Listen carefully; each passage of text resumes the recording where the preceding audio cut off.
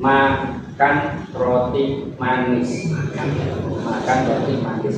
Ma-nya adalah beriman, bertakwa kepada Tuhan Yang Maha Esa dan berakhlak mulia. Yang kedua adalah kebinekaan global. Yang ketiga adalah rohnya gotong royong. Yang keempat adalah kreatif, ya. Kreatif. Yang kelima adalah mandiri. Yang keenam adalah nis. Apa itu? Dinamis pada tim kreatif, inovatif KKG Menganti, ya. Yang saya lihat ini satu-satunya KKG di wilayah Kabupaten Gresik, di Kecamatan Menganti ini ada inovasi membuat podcast.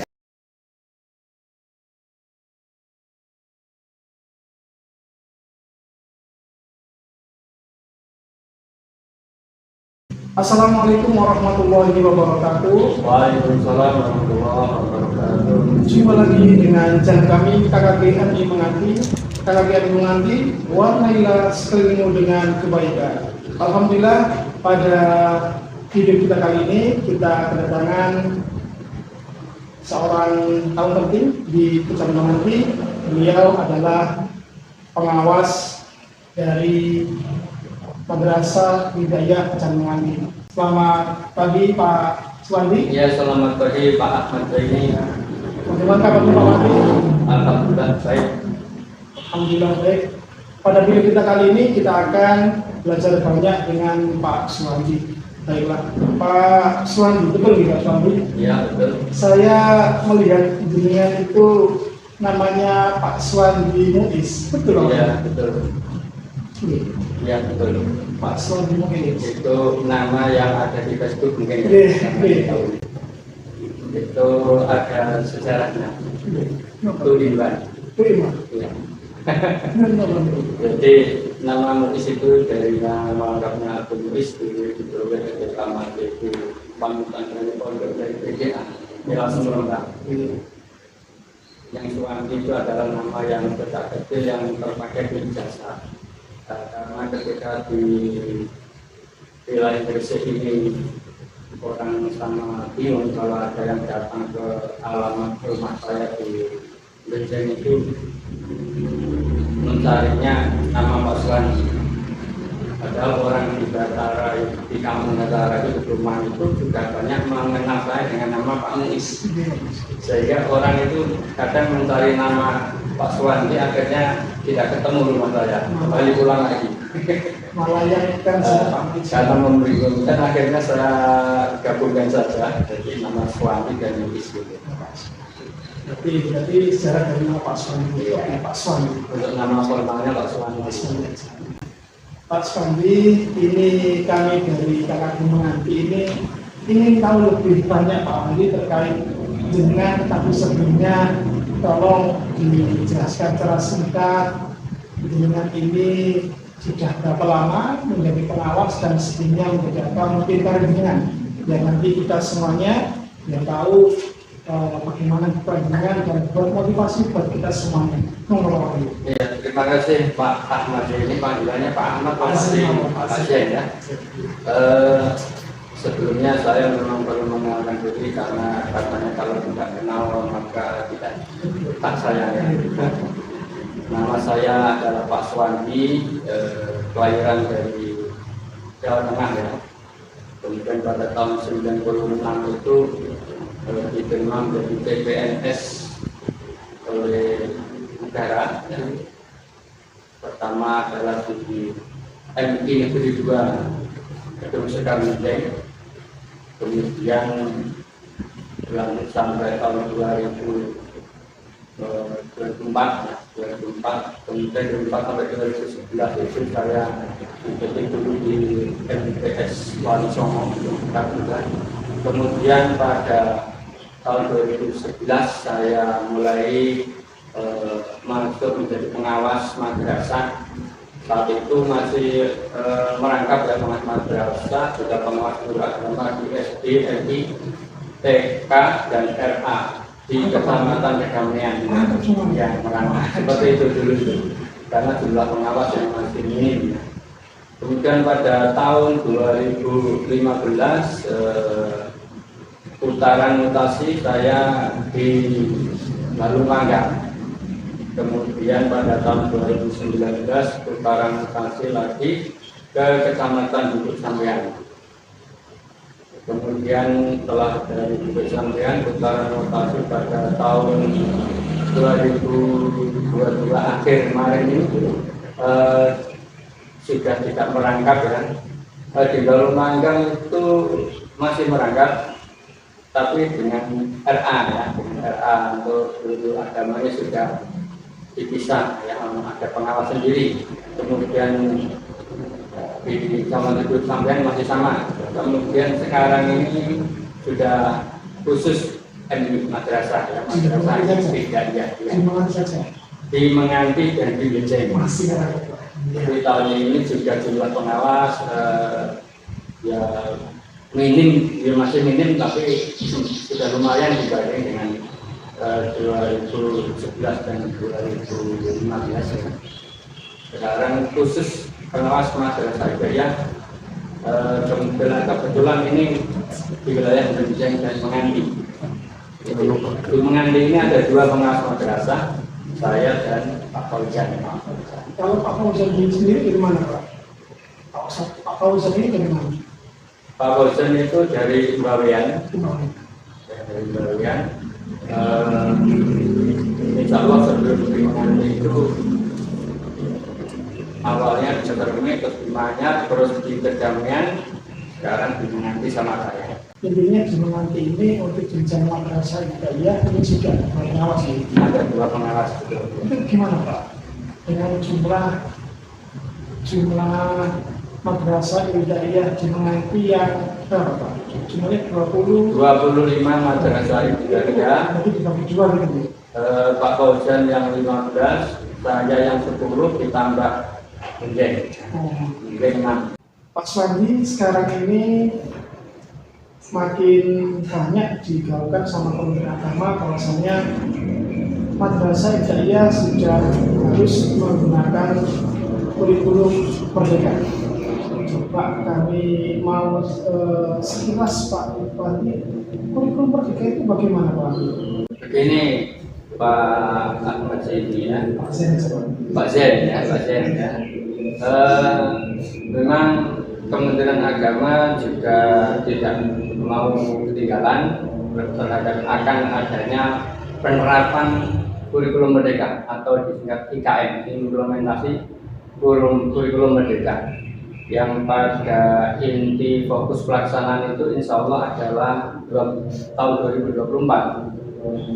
Tahun ini masih uji coba dan pendaftaran yang kemarin baru saja diinstruksikan, diimbaukan itu juga sifatnya adalah ikut uji coba ya, walaupun 1 tahun.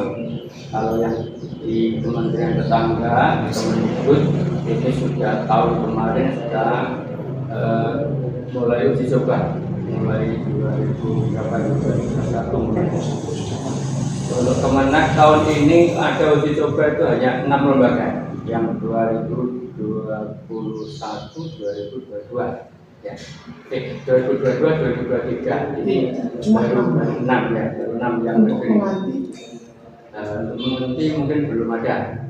Jadi satu kabupaten Gresik ini ada 6 yang negeri plus 1 swasta itu kalau nggak salah MA Gresik, Atrat Gresik.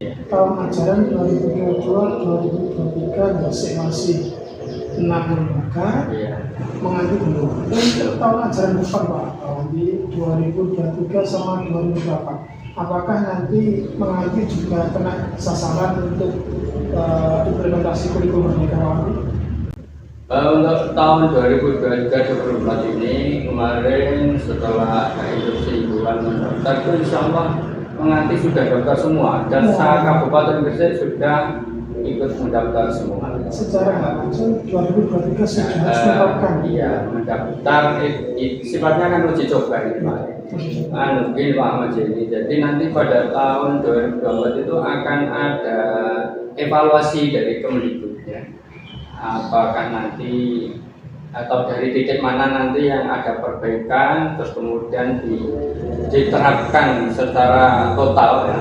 Karena bagaikan perusahaan mobil itu tidak langsung menciptakan massal ya, tapi menciptakan prototipe dulu satu saja untuk percontohan yang bisa nanti diamati kekurangannya apa, kelebihannya apa, sehingga bisa diketahui lebih awal, baru setelah nanti direvisi, diperbaiki, mungkin baru digunakan secara massal. Termasuk juga kurikulum Merdeka ini tidak langsung semuanya diinstruksikan untuk menggunakan kurikulum Merdeka ini, tetapi ini ada uji coba dulu ya. Menurut jenengan yang jenengan tahu itu menganti ini kira-kira siap atau gimana Pak? Atau mungkin wajib siap menurut jenengan berikut untuk implementasi kurikulum Merdeka? Yang namanya uji coba itu adalah harus diyakini dulu. Nanti diketahui ada hambatan apa, nanti kan di tengah jalan. Nanti ada perbaikan. Kalau kita tidak melaksanakan, tidak ada keberanian untuk uji coba, kapan kita akan punya pengalaman kerja kan gitu ya. Jadi ini langkah bagus, ada istilah uji coba ya, karena IKM ini sebenarnya kalau sudah memahaminya itu memang enak ya untuk diterapkan. Saya dengar, saya ketahui itu di kurikulum Merdeka itu ada yang namanya material mata pelajaran. Itu gimana maksudnya Pak? Ada penggabungan pelajaran gitu? Iya, memang untuk madrasah atau tingkat dasar SDMI ini ada mapel yang digabungkan, yaitu yang disebut dengan IPAS. IPS dan IPA ya, IPA dan IPS ya, itu digabungkan untuk kesiapan nanti anak di jenjang berikutnya memasuki menjadi 1 SMP itu ada mapel sendiri IPA dan IPS, jadi nanti ke jenjang berikutnya itu tidak kebingungan gitu, jadi materi ini tetap disampaikan. Nanti tetap disampaikan ketika berarti mungkin di sebelumnya paham gitu Pak. Berarti nanti pencapaiannya itu kepada ketuntasan atau kepada ada indikatornya gimana Pak untuk penyampaian materi untuk kurikulum pendidikan. Memang kita kan modul guru-guru, kalau untuk kepemimpinan manajerial kan mungkin sama kepala sekolah. Kalau kami kan bagaimana memberikan pembelajaran yang baik kepada anak-anak gitu, tadi kan untuk pencapaian itu. Jadi yang dimaksud adalah untuk mengukur ya, penilaian itu ya. Di dalam kurikulum Merdeka ini untuk ketentuan apa ini sudah tercapai atau belum tercapai ya. Kalau dulu ada istilah KKM gitu ya. Nah, kriteria ketuntasan minimal. Untuk di kurikulum Merdeka ini istilah KKM sudah tidak digunakan. Sekarang adalah namanya dengan istilah KKTP. Kriteria ketercapaian tujuan pembelajaran. KKTP. Kriteria ketercapaian tujuan pembelajaran. Gitu. Termasuk nanti apakah perangkat pembelajaran itu sama seperti di RPP atau mungkin ada yang baru Pak? Mungkin kan dulu kan kita ketika membuat pembelajaran itu kan harus ada namanya rencana pembelajaran gitu. Apakah ke kurikulum Merdeka ini memang guru dimerdekakan tidak buat RPP gimana? Jadi begini ya Pak Sen. Iya. Untuk guru memang administrasi itu tetap ada, tidak sama sekali nol, tidak punya administrasi. Ya namanya 37,5 jam nanti mengerjakan apa kalau nggak ada administrasinya. Untuk RPP itu adalah istilah yang dipakai di kurikulum 13. Untuk di kurikulum Merdeka ini namanya sudah beda Pak Sen. Namanya adalah modul ajar. modul ajar ini dibuat setelah sebelumnya dibuat ATP ya. ATP itu kalau zaman kurikulum 13 disebut silabus ya, silabus gitu.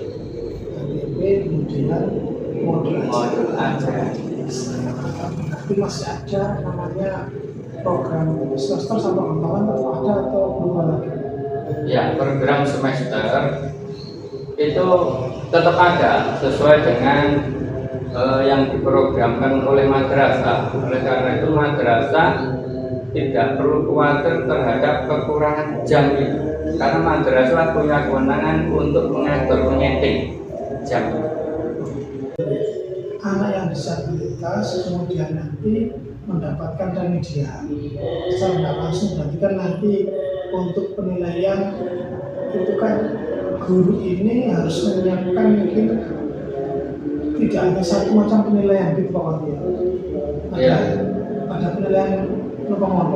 Nah, indikator ketercapaian itu akan digali ditetapkan oleh guru yang menetapkan kriteria ketercapaian pembelajaran KKTP, kriteria ketercapaian tujuan pembelajaran. Jadi tergantung kriteria itu. Kalau kriteria itu misalnya sudah terpenuhi, maka anak itu lulus ya, lulus. Jadi kriteria itu dianukan pada guru ya? Iya. Basis guru terhadap kemajuan belajarnya ya, itu akan dikaji dalam tahun itu, maka anak itu bisa naik kelas. Jadi nggak ada anak yang tertinggal nanti dalam kurikulum merdeka ini. Begini Pak Wali, untuk tadi implementasi kurikulum merdeka ini kan memang sudah diwajibkan untuk madrasah, terutama di Menanti ini sudah dapat semuanya itu mulai tahun 2023-2024. Dan tadi untuk anak-anak yang mungkin punya kebutuhan khusus juga diterima. Gini Pak Wali, ini mungkin saya ajang ini.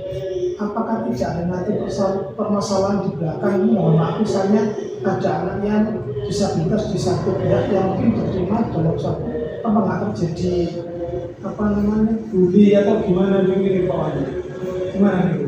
Nah, justru ini akan bisa menunjukkan atau bisa guru dengan mudahnya melihat karakter anak ya, anak yang tidak disabilitas dengan anak disabilitas, bagaimana mereka menghargai, menghormati ya. Pada prinsipnya anak disabilitas itu adalah mempunyai keistimewaan tersendiri.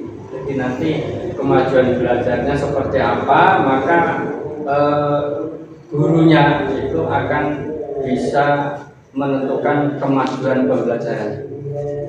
Untuk anak yang lain tentunya akan menerima pemberitahuan dari gurunya bagaimana cara menghormati, menghargai untuk anak yang disabilitas. Berarti kan kalau tadi saya dengarkan itu kan berarti guru ini punya peran utama gitu ya? Iya. Apakah nanti itu tidak menjadi guru sentris atau kita kembali waktu dari kurikulum 2012 kan guru hanya sebagai fasilitator, bukan sebagai. Nah, begini. Jadi di kurikulum merdeka itu tidak akan muncul guru sentris. Karena apa? Karena di kurikulum merdeka ini guru nanti istilahnya adalah memancing ya, memancing atau memberikan motivasi, kemudian memancing permasalahan, memberikan lelucon dan sebagainya. Itu adalah pancingan agar anak nanti itu terangsang, termotivasi untuk kemudian bisa menggali permasalahan dan solusi penyelesaian konflik. Pada kurikulum merdeka ini masih diterapkan yang namanya soal yang high order thinking skill atau itu, atau mungkin sudah ada istilah baru lagi yang mungkin lebih berkemajuan begitu Pak Wali? Ya, terkait dengan soal hot ya, ini bisa tentu saja dilanjutkan, dilaksanakan oleh guru ya, dalam bentuk lisan atau dalam bentuk tertulis, dalam formatif atau sumatif. Nanti di kurikulum 3 ini tidak ada ujian madrasah, tidak ada. Yang ada adalah asesmen nasional saja, tidak ujian madrasah atau asesmen madrasah. Untuk asesmen nasional ini, apakah tidak hanya nama atau mungkin gimana? Oh, maksudnya kan dulu kan ujian madrasah, Ya. sekarang asesmen nasional. Untuk soal nanti ini kalau ini disampaikan oleh pemerintah atau mungkin kewenangan dari wilayah kerja untuk membuatnya masing-masing. Untuk asesmen nasional atau ANDK itu kan dari pemerintah yang berbasis komputer itu Pak ya.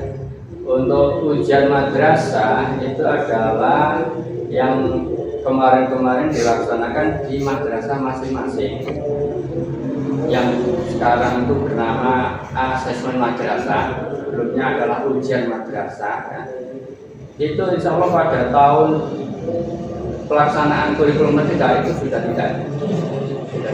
Untuk pencapaian kelulusan nanti merujuk pada Nah, untuk kelulusan nanti adalah mengacu pada kemajuan belajar, tercapainya KKTP, kriteria ketercapaian tujuan pembelajaran. itu lulus maksud kami lulus SD itu tidak harus atau MI itu tidak harus tidak ada madrasah, hanya ketercapaian yang sudah dibuat oleh guru tersebut begitu. Ya, Jadi sama kayak mohon maaf sama kayak kuliah yang lulus SKS nih sudah ya mirip-mirip seperti itu, tetapi ini diambilkan dari nilai formatif dan sumatifnya.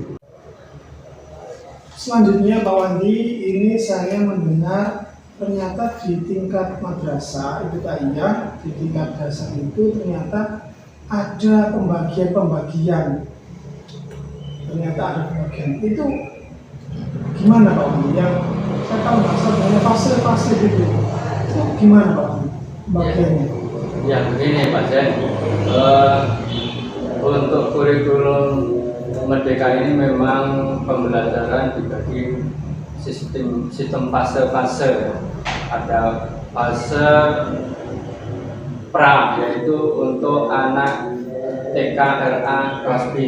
Kemudian fase A itu kelas 1 dan 2 MISD. Fase B kelas 3 dan 4 MISD. Fase C kelas 5 dan 6 MISD. Fase D itu untuk tingkat MTS SMP. Kemudian fase E itu kelas 10 ya, kelas 10 11. Fase F itu kelas 12. Terakhir sampai dengan fase F nih. Ya. Untuk yang tingkat madrasah ibtidaiyah, kalau fasenya A, B, A, sama B, C, C ya. itu tiap fasenya 2 kelas 1. Iya. Untuk fase A itu kelas 1 2, kemudian sampai di kelas 5 6 itu fase C gitu. Iya betul. Ini apa Pak Wandi? Kok misalnya maksudnya digabung dalam satu dua jadi satu namanya fase ini maksudnya Iya. tujuannya dan ini apa yang Pak Wandi? Ini tujuannya adalah pemetaan kompetensi. Jadi kompetensi atau pemetaan CP ya. Pemetaan CP di masing-masing fase, ada A, B, C.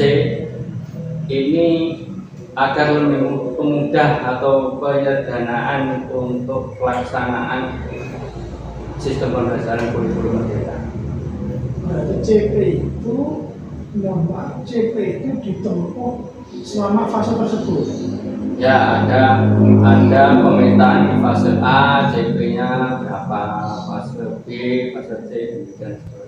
Apakah misalnya ketika kita membuat CP di fase A, kemudian maksudnya fase A kelas 1 gitu ya, kemudian ternyata di kelas 1 itu ternyata belum tuntas, apakah nanti bisa dilanjutkan di kelas 2 karena masalah fase, atau sudah harus ganti CP gitu Pak? Ya, kalau di kelas 2 itu kan berarti masih satu fase ya, satu fase yaitu fase A.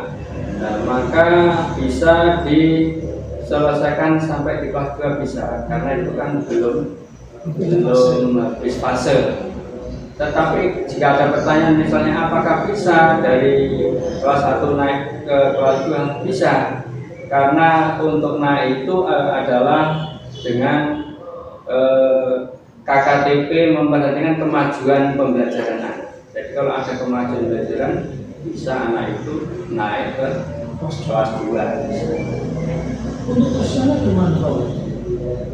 Maksudnya, saya masih belum paham terkait naik kelas 2 ini tidak harus menunggu akhir tahun atau menunggu atau gimana? Karena naik ini untuk penyelesaian CP atau naik kelas atau gimana? Ya, untuk naik kelas itu kan 2 semester ya. Kita 2 semester.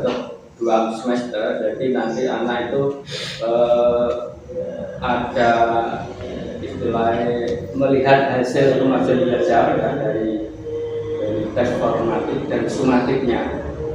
Maka ada kemajuan belajar bisa dinaikkan kelas. Apabila belum mencapai KKTP, ya anak itu ada remedi.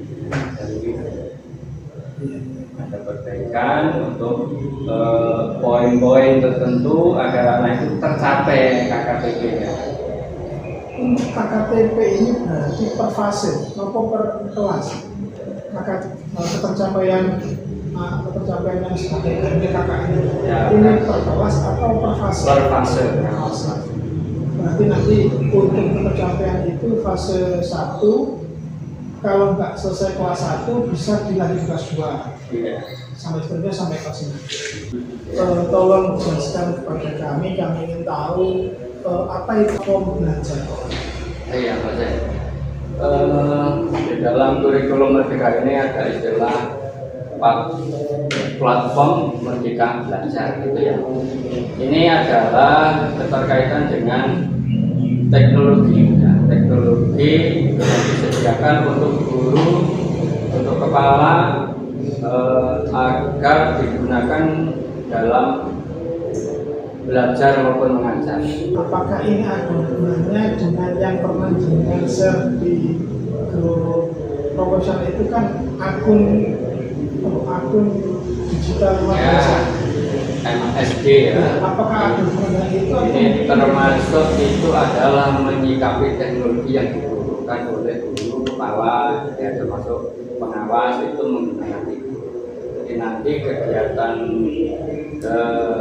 pengawas guru, kepala ini nanti akan banyak sekali menggunakan aplikasi itu. Oleh karena itu kemarin yang sudah di-launching oleh Kementerian Agama yang disebut dengan madrasah smart digital ini nanti akan menjadi sarana yang efektif untuk pengawas, kepala, guru. Jadi sebagai komunitas belajar yang harus bisa bersinergi dengan teknologi.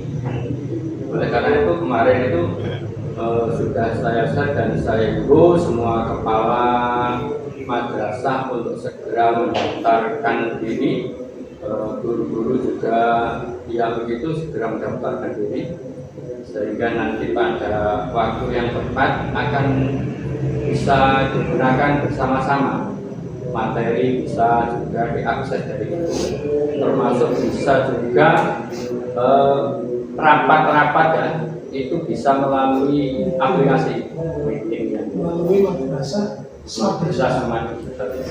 Buat teman-teman semuanya, karena sudah disampaikan oleh Pak Suwandi sebagai pengawas, juga silakan untuk segera mendapatkan madrasah smart digital. Betul ya. Madrasah smart digital. Dan apakah kurikulum Merdeka ini sebagai penyempurna dari kurikulum 2013 atau mungkin beda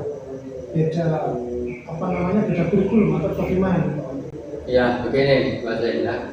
Jadi kurikulum Merdeka ini bukan kurikulum pengganti ya, tapi adalah nama yang dipakai setelah periode kurikulum 13. Nah, kurikulum Merdeka itu memang betul dengan katakan sebagai penyempurna. Karena kurikulum 13 ini bersifat melanjutkan dan memperkuat ya.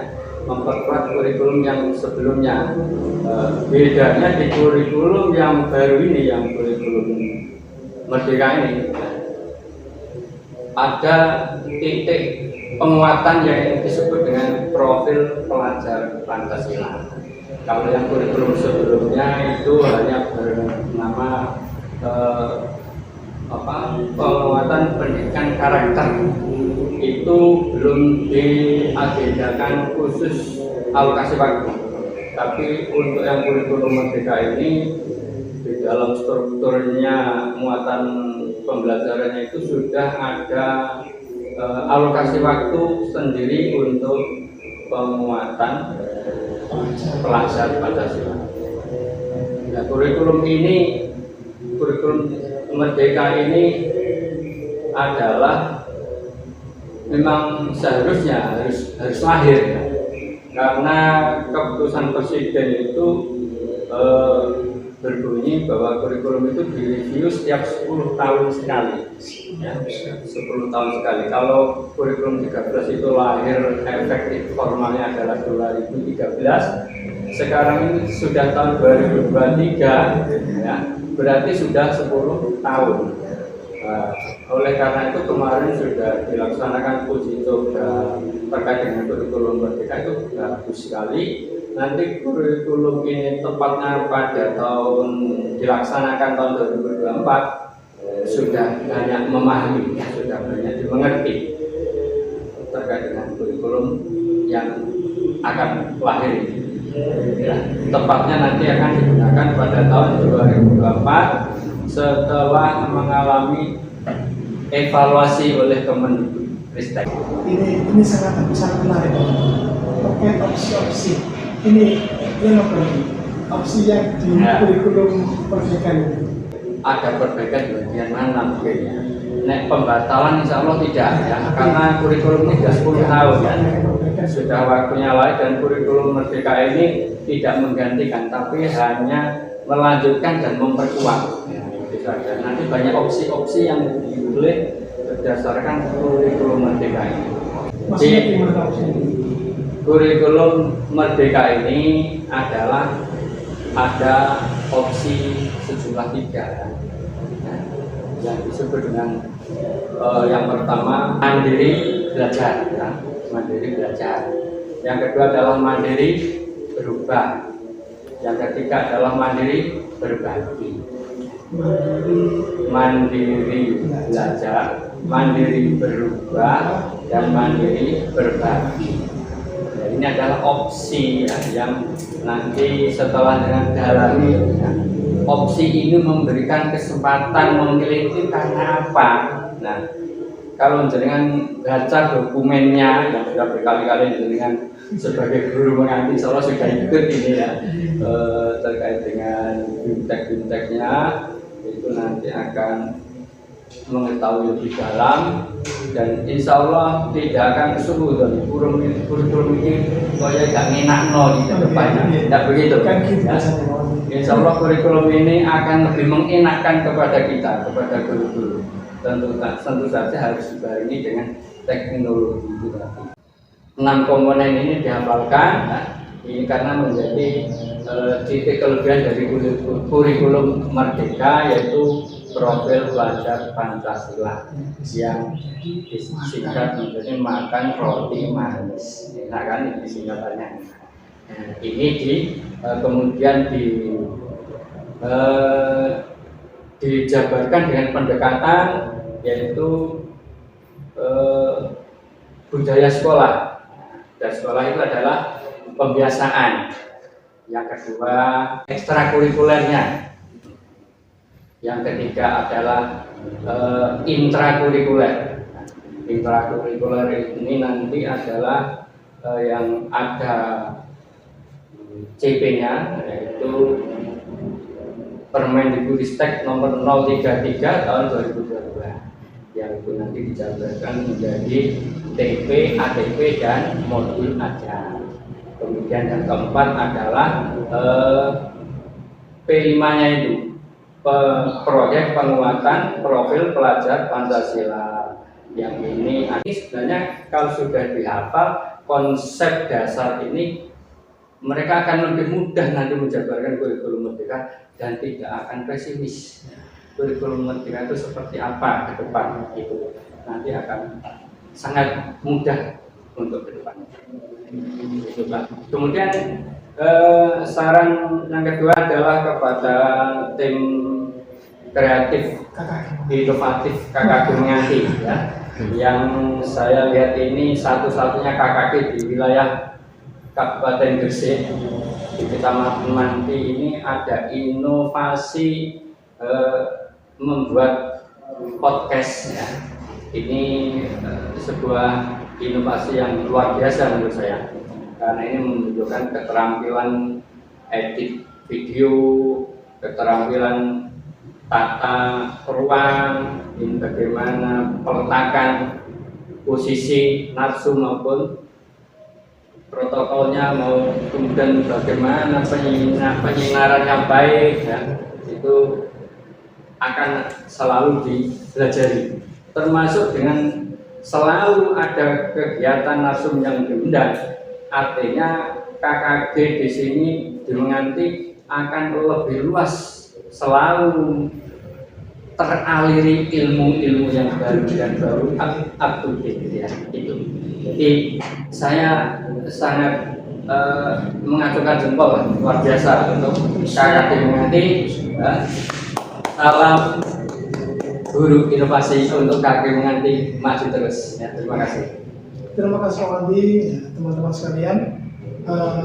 Ini tadi perjumpaan kita dengan Bapak Suwandi, pengawas Suwandi Muklis. Iya, Iya, itu selaku pengawas madrasah ini Menganti. Saya ucapkan harus Pak Andi. Sama-sama. Harus waktunya, harus ilmunya, dan buat teman-teman sekalian, seperti disampaikan sama Pak Andi tadi, dukung channel kami KKG RI Menganti. KKG RI Menganti, warnailah sekelilingmu dengan kebaikan. Luar biasa. Assalamualaikum warahmatullahi wabarakatuh.